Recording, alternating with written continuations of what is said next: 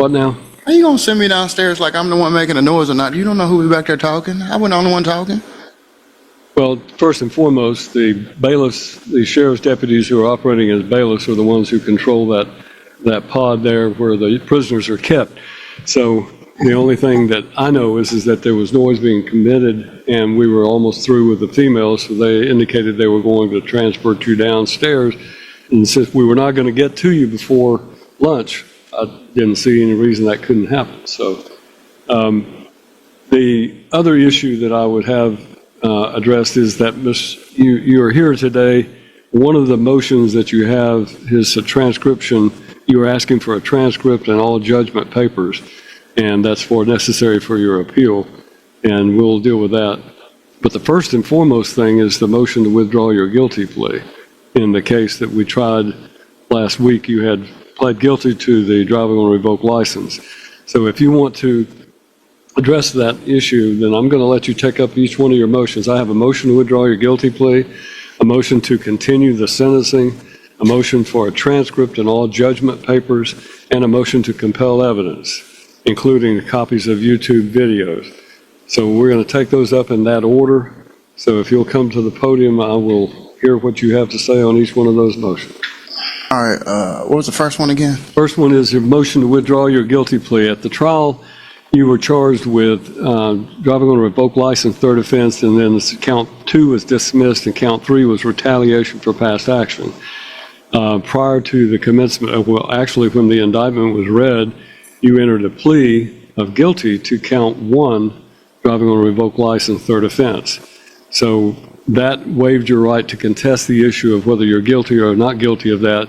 Obviously, there's not been a sentencing hearing on that, so you would still have the right to appeal whatever sentence I imposed in that case, but you would have waived your right to contest your guilt or innocence of driving on a revoked license. I object. The rule states that you can place a withdrawal of guilty plea before sentencing, and we haven't even been to sentencing yet. So that I'm well in the rights to withdraw my plea to guilt. I was under the pressure of my assistant counsel, and I feel like that he gave me some bad advice, and to withdraw is well in my right to do so. Well, it is within your rights to request to withdraw your guilty plea. It is not an absolute right. You have referred to Rule 32, and I'm going to let the state just address these motions from the chair where she is, so that you don't have to keep walking back and forth. But I will let you address each one of those motions, and then I will let the state address those motions, and then I'll make my ruling. So that was your argument, is that you want to withdraw it because you think you got bad advice from Mr. Spratt? Yeah, and it's just the pressure of my first time doing this, Your Honor. I fully didn't understand what was going on. There was a lot of other things going on at the time. I was doing my best to keep up, and that was like a spare moment decision. And okay, I understand. Let's move on to the second one. You have filed a motion to continue the sentencing in your case. Your motion to continue sentencing states that you're requesting a continuance in the sentencing, that you want time to prepare some preservable rights for appeal, and that the delay is only requested to receive the transcript from the trial. All right. I understand. Is there anything you want to add to what you've written there? Yeah, basically, requesting for a continuance because I plan to put in a motion for a new trial, and without the facts of the dates and the circumstances, what he said and she said, I mean, I couldn't give you a good, well drawn up motion for new trial to properly preserve for appeal. All right. You want to request a transcript of the trial, is that correct? Yes, I want a transcript of the trial, and I want any and all papers filed in by myself and the public defender and my paid attorney. This is not the first time I put this into the courts.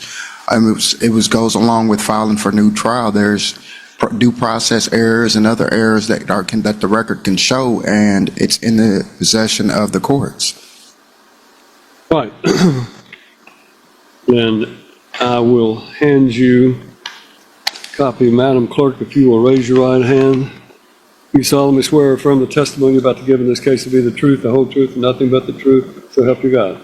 That is a motion to compel evidence, and you state that you want copies of you want all YouTube videos to be made available on USB or playable DVD or CD from the date of your arraignment to date. Those videos are relevance to your appeal. All right. Anything you want to add to that? It stands for the same reasons that for all papers, to Your Honor, the same exact reason. Okay. If that's all you have to, if there's anything else you want to add to those motions, that's what we're hearing today.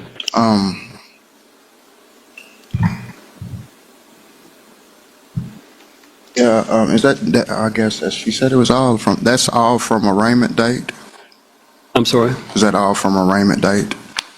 Everything in your file, that would start with the arraignment and come forward, yes. Okay. Let me, before you leave the podium, you had previously made reference to and filed a motion for a speedy trial in your cases, and I'm prepared to give you a trial tomorrow on the driving on on the failure to appear case. That is one of the 3 remaining charges, and I'm looking at a date later in the month for the trial on one of the other remaining charges so that we may comply with your request for speedy trial. What are the 3 remaining charges, Your Honor? You have docket number 2021 CR 462, which is aggravated assault. Count 1 through 6 is aggravated assault while displaying a weapon. Count 7 is reckless endangerment using a deadly weapon.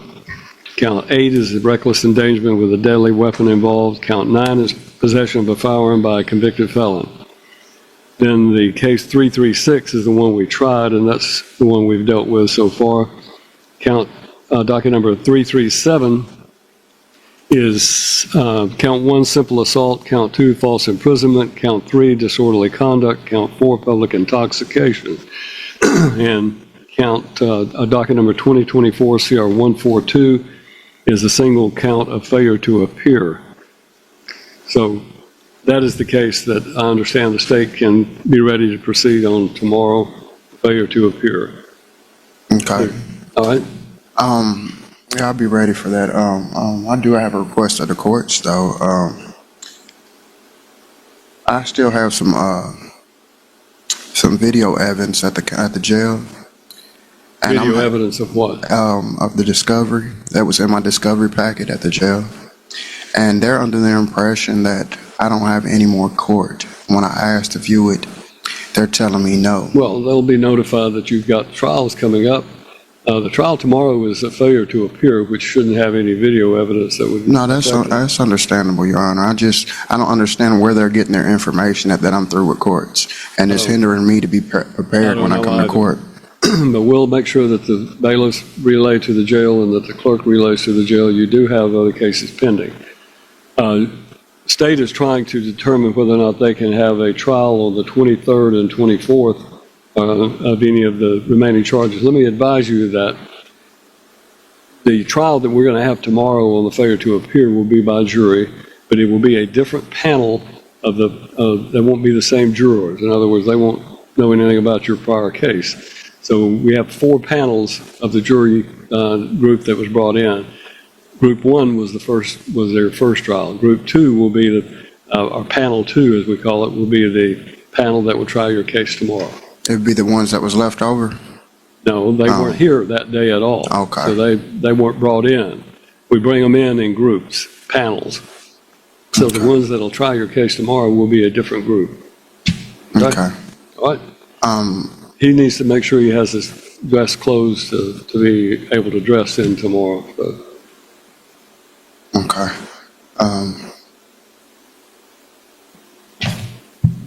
Are we going to make a ruling on the rest of the motions today, Your Honor? I'm going to make a ruling on your motions today after we hear from the state. Okay. All right. Thank you. If you'll have a seat. Okay. Judge, on the motion to withdraw guilty plea, I searched for case law that was on point where a plea was entered in front of the jury, and there's not a lot out there. I did not find a single case with those specific facts. I did find, and of course it is my duty to tell the court any case law that I find that is against my interest. There is substantial case law that talks about how the defendant must be notified of all his rights in a waiver and waive them knowingly and voluntarily and say that on the record. I don't think we did a rights waiver in this case, and so I leave it to the court's discretion if that would be reason for the withdrawal of the guilty plea. Based on how you rule on that, with the sentencing, normally the defendant would not need to file a motion for new trial until after the sentencing. So I don't know that he needs transcripts before we do the sentencing, only before he would file a motion for a new trial. So the state would be ready for that when the court chooses. And then you have handled the other two motions on your own, unless you want me to address either of those other two. That's all right. Just wanted to give you an opportunity if you want to be heard. Thank you, Judge. All right, on the motion to withdraw the guilty plea, there isn't, as General Bryson points out, any clear direct evidence or case law on the point. The defendant was representing himself with elbow counsel, and for that reason, he was given some specific advice. Now, he argues that the advice given to him by his elbow counsel was, in fact, not the appropriate advice, or it was not sufficient because he did not realize that he could not appeal according to his motion, he said he did not realize he could not appeal from that guilty plea. Well, he can appeal the sentence imposed, but he cannot appeal the finding that he's guilty of driving a revoked license. But because of the fact that essentially Mr. Vaughn is arguing that he was not fully aware of his rights, and because this is a state. At this point, the tone of the discussion shifts noticeably as tension between strict procedure and personal frustration begins to surface. This moment sets the stage for everything that follows. The legal reasoning grows more nuanced, moving from emotional claims to arguments rooted. The reading of that indictment to the jury and his response, send the jury out of the room and then conduct that. And probably that would have been the better practice. So I'm going to grant his motion to withdraw his guilty plea as to that driving on a revoked charge, and we'll place that back on the docket in a separate, it'll be tried separately than anything else. So essentially you're going to have a separate trial on that charge. The motion to continue your sentencing, I'll grant that as well so that you have time to be able to do whatever. When did we set the sentencing hearing, Madam Clerk, do you remember? We have not. All right, we'll set it in January then to give him sufficient time. That ought to be more than enough time. Sentencing hearing will be on January the 28th at 1 o'clock.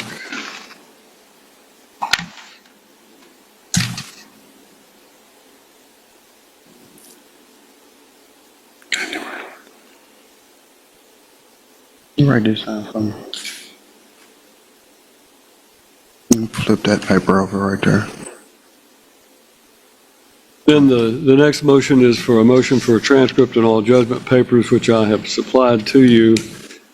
And then the last motion is a motion to compel evidence, which is arguing that you should be entitled to a download of all YouTube videos. This court finds that those YouTube videos are in the public domain. They are not evidence that was utilized in the trial of your case. And for that reason, this court does not find that there is any obligation on the court or the state to download and go back through and every hearing that you've had.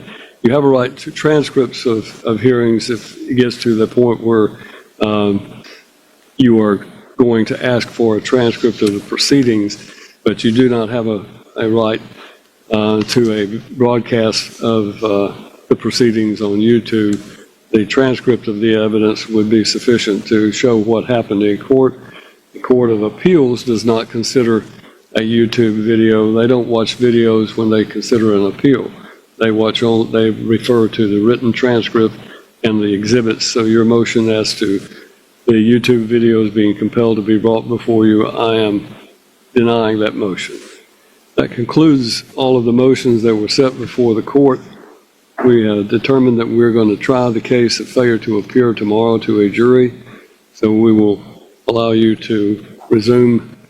You still want to represent yourself? Of course.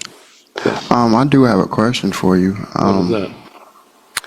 Mr. Lee Spratt continued to stand up on my trial day, and he made the statement about not being paid to do so.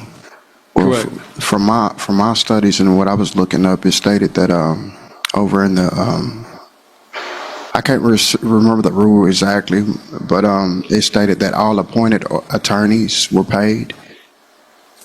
Is there any knowledge of yours?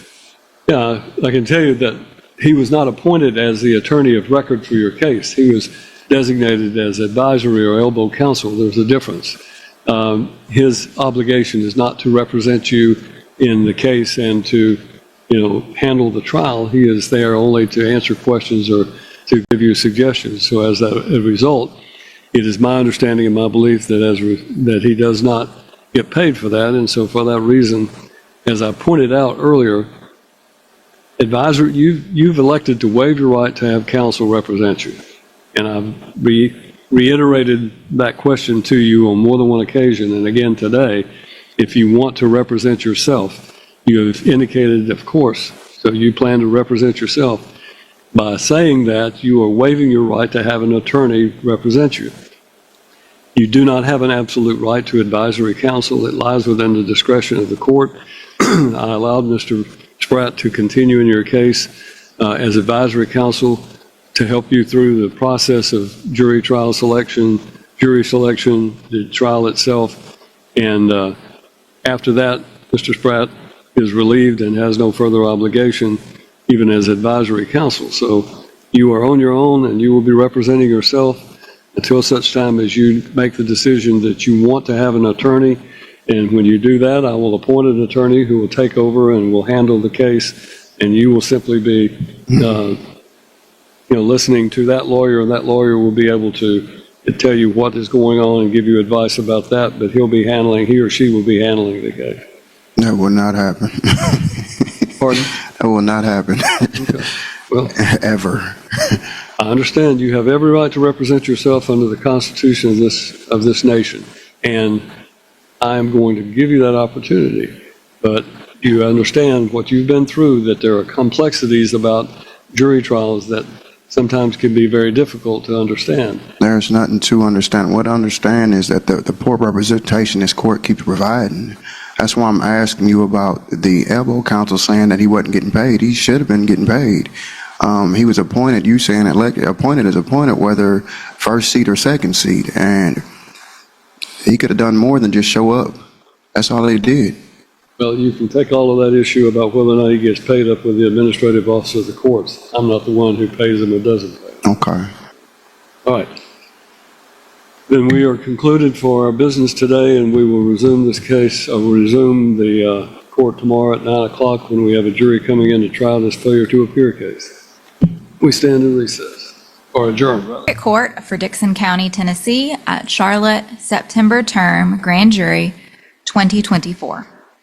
The grand jurors of Dixon County, Tennessee, duly impaneled, sworn, and upon their oaths do present that on or about July 24th, 2024, in Dixon County, Tennessee, and prior to the finding of this indictment, Sharik Marquis Vaughn, then and there, did unlawfully and knowingly fail to appear in the Circuit Court for Dixon County, Charlotte, Tennessee, as directed by the Circuit Court for the purpose of attending an official proceeding, to wit, trial date for docket cases 22 CC 2022 CR 336, 2022 CC 22 CC 2023 CR 227, and 2022 CC 2021 CR 462 in violation of Tennessee Code Annotated 3916-609 and against the peace and dignity of the state of Tennessee. Signed, W. Ray Crouch, Jr., District Attorney General. Mr. Vaughn, to that indictment, how do you plead? Not guilty, Your Honor. Plea of not guilty is entered. The next step will be for the opening statements of the lawyers or of Mr. Vaughn, if you choose to do so. General? Judge, I'll waive an opening. Mr. Vaughn, do you wish to make any sort of opening statement? No, sir. All right. Opening statements have been waived. Therefore, the state may proceed with its proof. You may call your first witness. State will call Pam Lewis. Ms. Lewis, if you'll come forward, please. Are you Pam Lewis? Yes, ma'am. And you are our Dixon County Circuit Court Clerk. Yes, ma'am. How long have you served as the Circuit Court Clerk? Since 2002. And what is the general duties of a Circuit Court Clerk? General duties of the Circuit Court Clerk is to maintain the court records. And either you or your staff are present for all Circuit Court dates. Yes. And in this case, we are here, Sharik Marquis Vaughn is on trial, and we're going to be talking about him. Is he here in the courtroom? Yes, ma'am. Could you point to him? He's sitting at the defense table. Judge, if the record would reflect that she's identified the defendant. Record will so reflect. And did the defendant have a trial date set on July the 24th of 2024? Yes, ma'am. Okay. And he had 3 cases set for trial that day? Yes, ma'am. And when someone has a trial date coming up, how do they know that they have a trial date coming up? When they come to arraignment, we check to see if they need an attorney, and then they are given a plea date and a trial date. And what was the date of the immediately preceding court date for the defendant? So when was the last time he was in court before that July 24th trial date? July 19th. And that was here in Dixon County, Yes, it was before Judge Lockard Mash. and he needed to appear in the same courtroom that on July 19th as he was on July 24th. Yes, ma'am. And was his court date announced on that July 19th date? Yes. Now, would he have known about the trial date before that July 19th date? Yes, he was notified in March of 2024 when Attorney Flanagan filed a motion to withdraw his counsel. So he was aware of the court date in March and then was in court, let's see, the 19th to the 24th, 5 days before his trial date. Yes. Now, on the date of a trial, such as the one scheduled on July 24th of 2024, does your office bring in a jury panel? Yes, ma'am. And was a jury panel brought in for this trial? Yes. And did the defendant show up for his court date on July the 24th of 2024? No, ma'am. And you have reviewed all 3 docket sheets for all 3 cases listed on the indictment? Yes, ma'am. And he was not present? He was not present. Judge, that's the state's questions for this witness. Mr. Vaughn, do you have questions you want to ask of this witness? I do. All right. Okay, I believe you just stated to Ms. Bryson that your job title is to maintain court records. Yes, sir. Okay, what type of records are they? Like, We have criminal records, civil records. okay, are you biased against me? No, You are not? no. Okay. Do you recall speaking to, are you familiar with who Scott Tummins is? Yes, he's a bondsman. Yes, he's a bondsman. Did you happen to speak to him at the time when I was alleged not to appear? No, sir. Okay, I don't have it with me. I have, on some of your records, it says that you spoke to Scott Tummins and as well to Lee Spratt.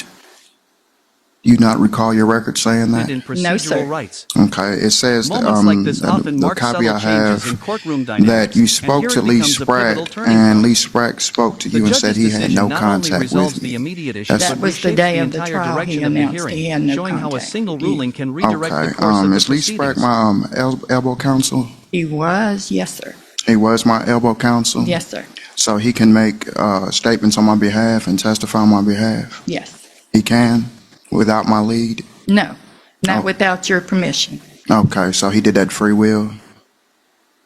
I guess so. Okay, You said that you keep a record of everything filed into this court. Have I ever filed a complaint against you? No, sir. Have I filed any paperwork to have you recused or anything in this court? Yes, I do believe you did. Okay, I did. Okay.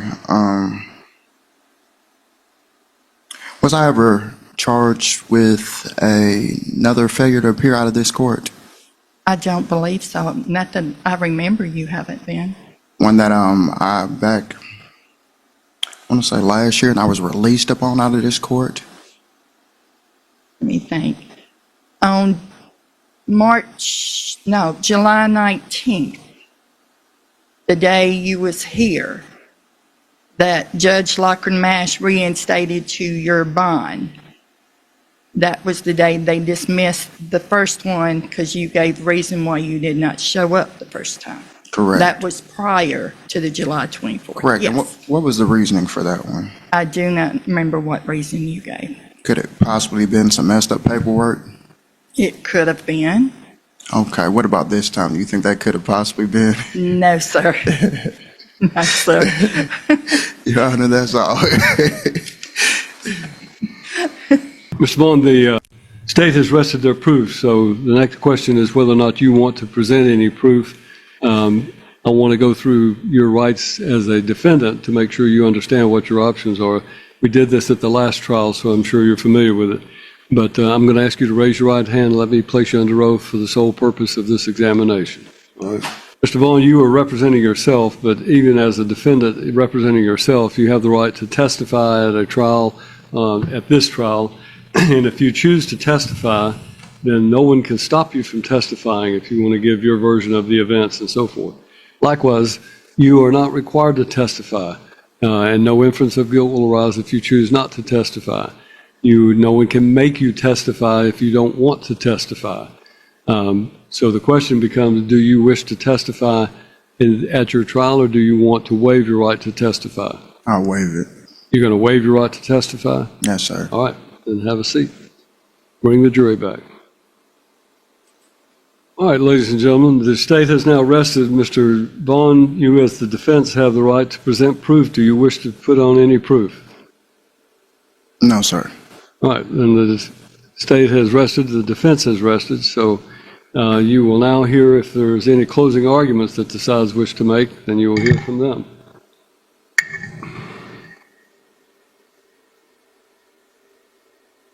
Ladies and gentlemen, this is probably the shortest jury trial that has happened in this courtroom. It's okay, you don't have to.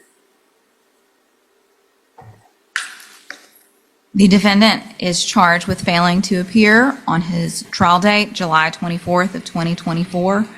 You have heard testimony that he was in this courtroom on July 19th, just a few days before that, where he would have known of his court date, and that just a few days later, he failed to appear for that court date.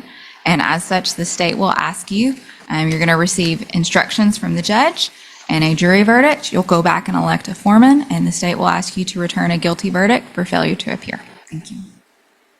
Mr. Vaughn, you have the right to address the jury, but you may not testify. You may only argue about the facts.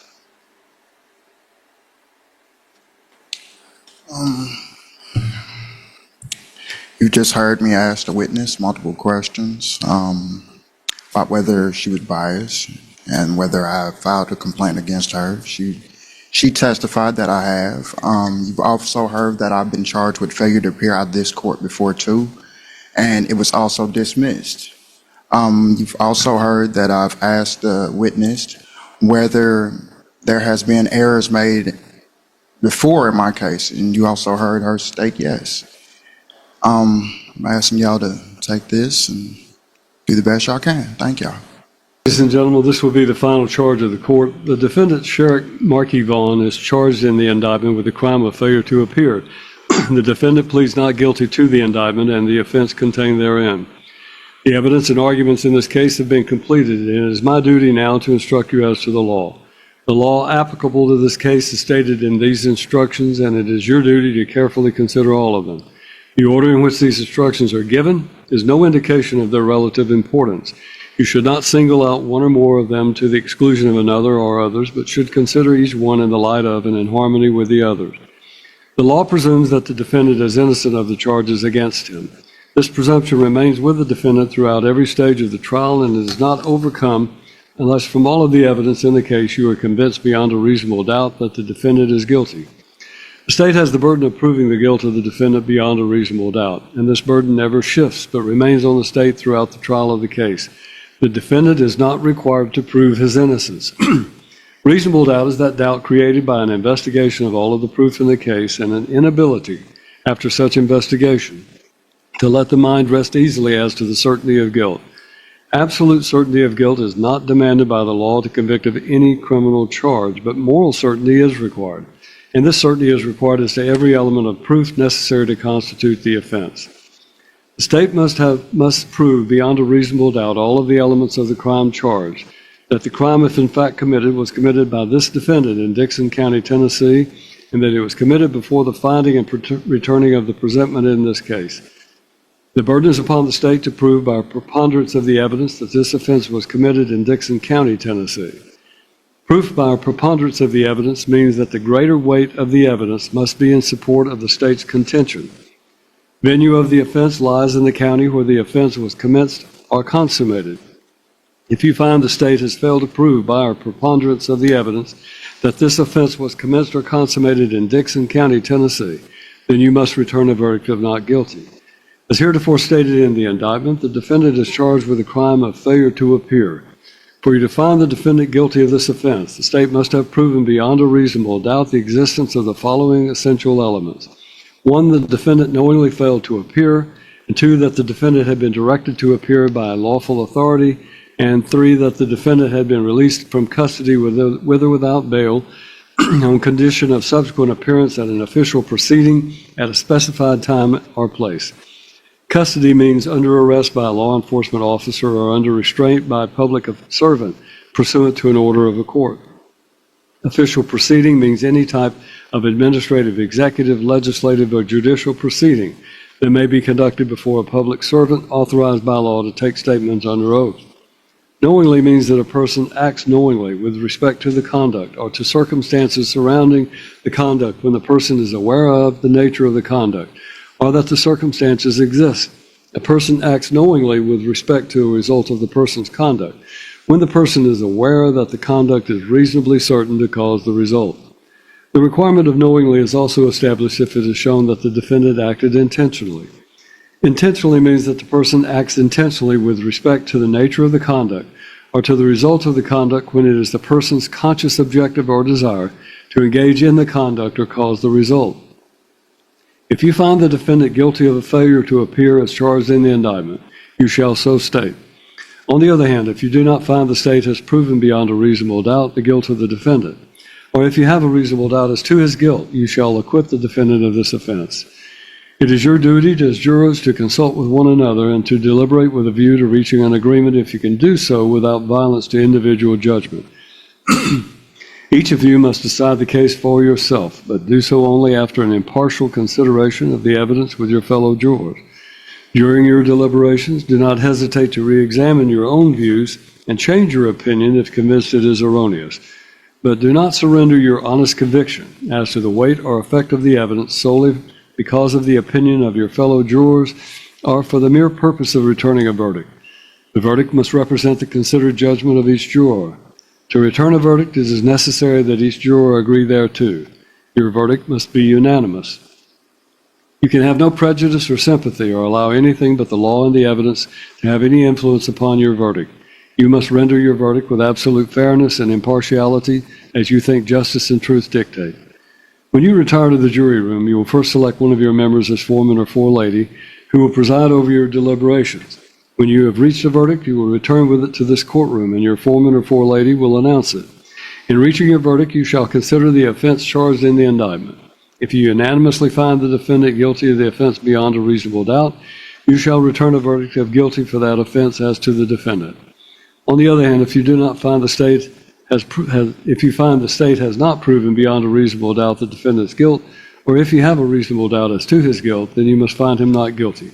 In that event, your foreperson will report that you find the defendant not guilty. If after your deliberations you find the defendant guilty, the court will set the punishment at a separate sentencing hearing. The jury will not be involved in setting the punishment. You may now retire to begin your deliberations. Ladies and gentlemen, I have prepared a verdict form that will go back with the original of the charge, and it simply finds a place. It just provides that in the indictment for the charge of failure to appear, we, the jury, find the defendant, Sherrick Markey Vaughn, either not guilty or guilty, and you check one and the foreman signs it. So, ladies and gentlemen, if you will step across the hallway, you may begin your deliberation. All right, while we are here, General, we have discussed trying to conduct another one of Mr. Vaughn's trials on the 23rd and 24th of this month. Yes, Judge. One of my victim witness coordinators is calling this morning to all of the witnesses in the simple assault case to confirm their availability for that trial. I've not had a chance to see if she's gotten in touch with everyone. As soon as you know anything, if you can find out before we are adjourned today, I would appreciate those. Mr. Vaughn needs to know if he's going to trial on the 23rd and 24th. Is my witness still to need to be subpoenaed for Which that? witness is that? Jennifer Dozier, I placed in a motion for her to be at every one of them, every pending case. I don't know. We need to make sure that Ms. Dozier was subpoenaed for this trial, the next trial. Problem is we don't have a trial date, so it's hard to subpoena somebody to let them know they have to be somewhere when we don't know what the trial date is. But there should be a subpoena issued for her. Is she still in Savannah? Yes. All right. All right, Mr. Vaughn, if you'll step back with the officers, we'll bring you out when the jury is returned. I have a quick question, if I could, Your Honor. This is about yesterday, if I can just gain some clarity. All right. I haven't had the chance to go through that paperwork yet. Was a transcript in that paperwork? A transcript of what? Of the proceedings. Was that in that Are you paperwork? talking about a typewritten transcript? Yes, sir. No, that was not provided. What was provided was the entirety of your file here in the court. As far as if you're asking for a transcript of every time you appeared in court, that will be a lengthy procedure to have to identify what days we're talking about. Then the court reporter would have to have a sufficient length of time to type everything up, which will be a very difficult thing for her to do on a short-term situation. So. Okay. All right, so there's an order granting you a transcript, but you don't have it yet. For which days, Your Honor?